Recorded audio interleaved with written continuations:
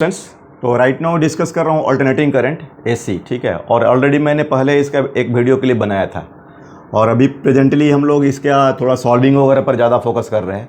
खास करके एसी में क्या होता है, वो सब जो करंट का वैल्यू होता है वो कंटिन्यूसली टाइम के साथ चेंज होता है, तो उसमें एवरेज वैल्यू, आरएमएस वैल्यू वगैरह डिस्कस करेंगे, ठीक है ना। थोड़ा सा में मैथमेटिकल भी कॉन्सेप्ट, साइन कॉस्ट का जो ट्रिगों का यूज होता है, तो वो सब थोड़ा सा रहेगा इसमें इम्पॉर्टेंट, राइट। तो ये तो तुम पहले भी तो डिस्कस किया था ना ईएमआई में, जो आपका एसी जनरेटर, ठीक है, क्या बोलते हैं, पीरियोडिक ना, पीरियोडिक ईएमआई। तो थोड़ा एक बार रिकॉल कर लो, पीरियोडिक ईएमआई में क्या होगा, ये जो ई एवरेज, तो ई एवरेज होगा तुम्हारा बी और ए बाहर, कॉस थीटा फाइनल और माइनस कॉस थीटा इनिशियल और अपॉन टी, ठीक है, ये होता है। तो इसमें जो हम लोग डिस्कस किए थे कि जैसे कि कोई लूप लेते हैं एसी जनरेटर में और ये नॉर्थ साउथ में तुम उसको रोटेट करते हो कितना से, ओमेगा से, तो कुछ ऐसा I is equal to N B A omega R, ये इसका रजिस्टेंस जो आर हुआ, ये एरिया हुआ, और बी मैग्नेटिक फील्ड हुआ मैग्नेट का, और साइन ओमेगा टी, ठीक है। तो इसको तुम आई नॉट पीक करंट बोलते हैं, I is equal to I naught sine omega T. और ये देखो तो इस तरह से हो गया, ये zero, I naught zero, minus I naught और जीरो, ये T is equal to 2 pi omega. और ओमेगा क्या है, जो तुम कॉइल को घुमा रहे हो उसकी एंगुलर स्पीड है, ठीक है ना, ओमेगा एंगुलर स्पीड है। ऐसे हम लोग ये इस तरह के जो क्वांटिटी होता है ना, जो और जिसमें एक तो पीक वैल्यू होता है, मैक्सिमम वैल्यू होता है, और ये sign omega T, cos omega T जो जुड़ा रहता है, उसको हम लोग फेजर बोलते हैं। क्या बोलते हैं, phasor. Last clip, previous clip देखना आप लोग, उसमें कोई भी क्वांटिटी जो होगा उसमें वेक्टर, स्केलर और फेजर, तो ये तो तुम जानते हो। फेजर में तुम्हारा कुछ ऐसा, ये रोटेटिंग वेक्टर बोलते हैं, रोटेटिंग वेक्टर, ये आई नॉट जो उसका, इसको मैग्नीट्यूड बोलेंगे, और ये ओमेगा से घूमेगा एंटी क्लॉकवाइज में, ठीक है। और ये एंगल जो होगा, ये यहाँ टी जीरो है, यहाँ से चालू हुआ है, और टी इक्वल टू टी पर ओमेगा टी, तो यहाँ से तुमको आई नॉट कॉस ओमेगा टी मिलेगा और इधर से मिलेगा आई नॉट साइन ओमेगा टी। तो ये तुम्हारा इंस्टेंटेनियस वैल्यू हुआ। तो ये सब कुछ थोड़ा मैंने फास्ट में कर रहा हूँ क्योंकि ऑलरेडी मैं ये बताया हूँ प्रीवियस क्लिप में। अब देखो इसमें खास करके अभी जो करंट का जो फॉर्मेट आ रहा है ना, वो I is equal to I naught sine omega T. या अगर मोर जनरलाइज देखो तो ये एक्चुअली आप समझ लो ना कि एसी करंट क्या है, फेजर है। तो फेजर में जो पीक वैल्यू होता है ना, वो मैग्नीट्यूड होता है, और जो ये क्या बोलते हैं, जो रोटर का जो एंगुलर स्पीड होता है उससे घुमाते हैं।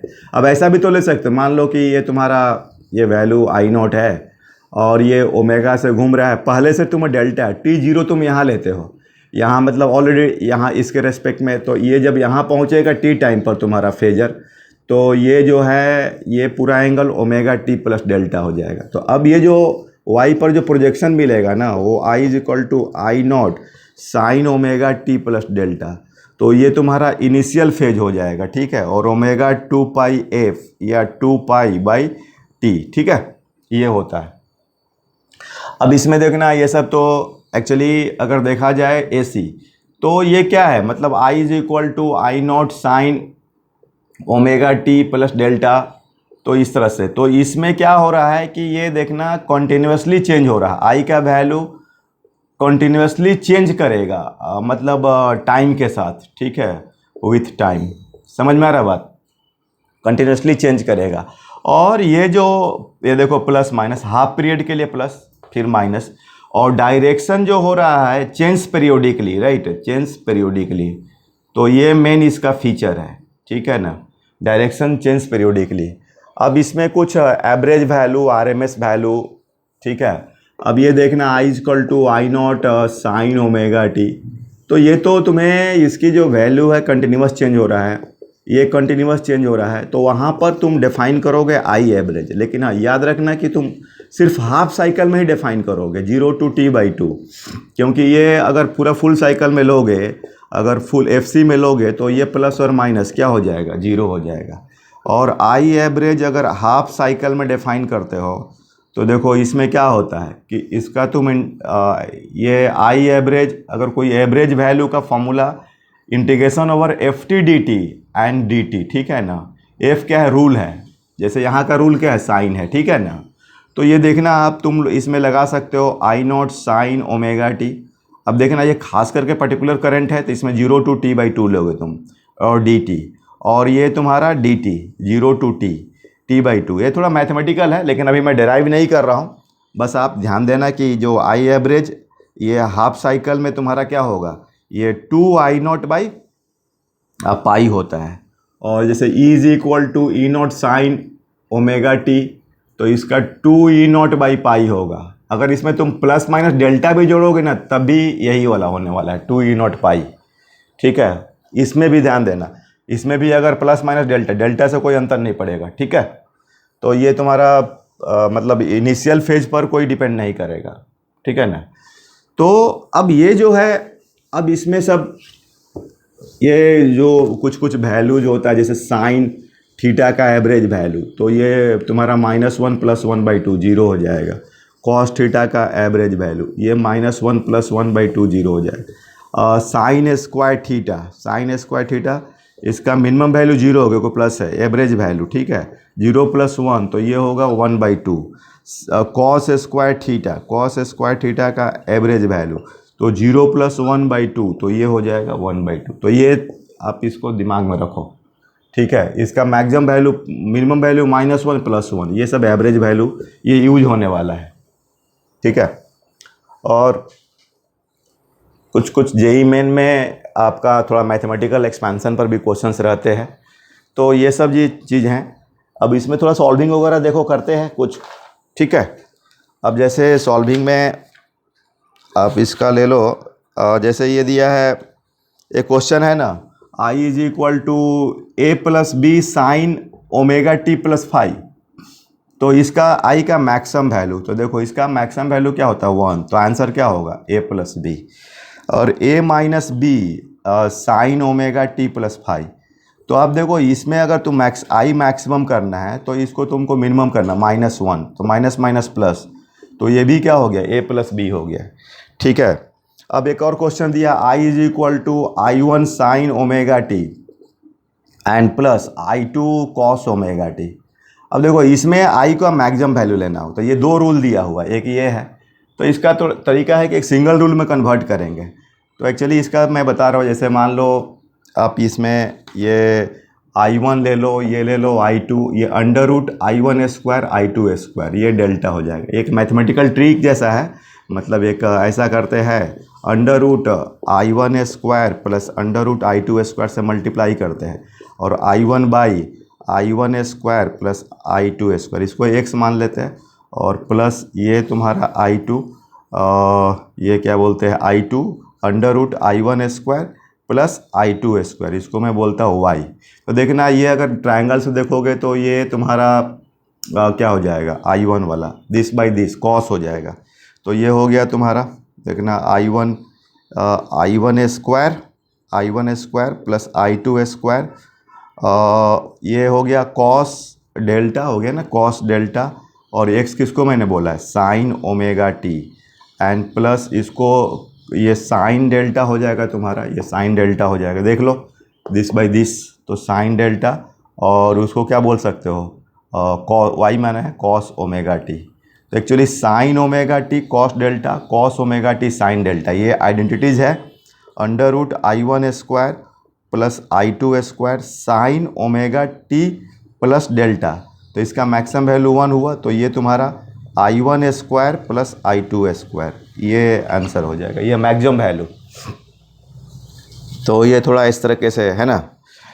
अब ये एवरेज वैल्यू में ये याद रखना, जो I is equal to I0 sine omega T, तो ये अगर एवरेज लेते हो, तो ये एवरेज अगर लोगे हाफ साइकिल में तो 2I0/पाई होगा, 2I0/पाई। हाँ, इसमें प्लस माइनस डेल्टा भी चलेगा, ठीक है।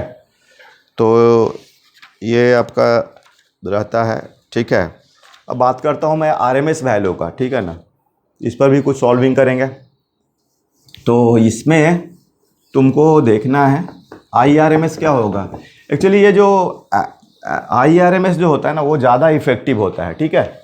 इसमें जैसे IRMS जो होगा ना वो √I² का एवरेज वैल्यू, ये थोड़ा और भी एक्यूरेट होता है, प्रैक्टिकली ये मोर इफेक्टिव होता है। अगर तुम जैसे बोलते हो ना 200 वोल्ट 50 हर्ट्ज, तो ये तुम्हारा मतलब RMS वैल्यू है, ठीक है। AC में अगर बोलते हो, AC में अगर 5 एम्पियर बोलते हो तो तुम्हारा ये IRMS हुआ। तो ये चीज़ ध्यान देना है, ठीक है। और ख़ास करके जो AC का जो सिंबल होता है इस तरीके से 200 वोल्ट 50 हर्ट्ज, तो ये RMS हो गया, VRMS हो गया, और ये हो गया फ्रीक्वेंसी। अब जैसे I = I0 sin ω t, तो इसका स्क्वायर करोगे, इसका स्क्वायर करोगे, जैसे साइन स्क्वायर ω t का, या I = I0 ओके, तो I² = साइन स्क्वायर ω t। अब इसका एवरेज वैल्यू लो, तो ये I0², इसका एवरेज वैल्यू हाफ हो जाएगा। तो अगर IRMS लोगे तो I0² तो ये I0/√2 हो गया, समझ में आया।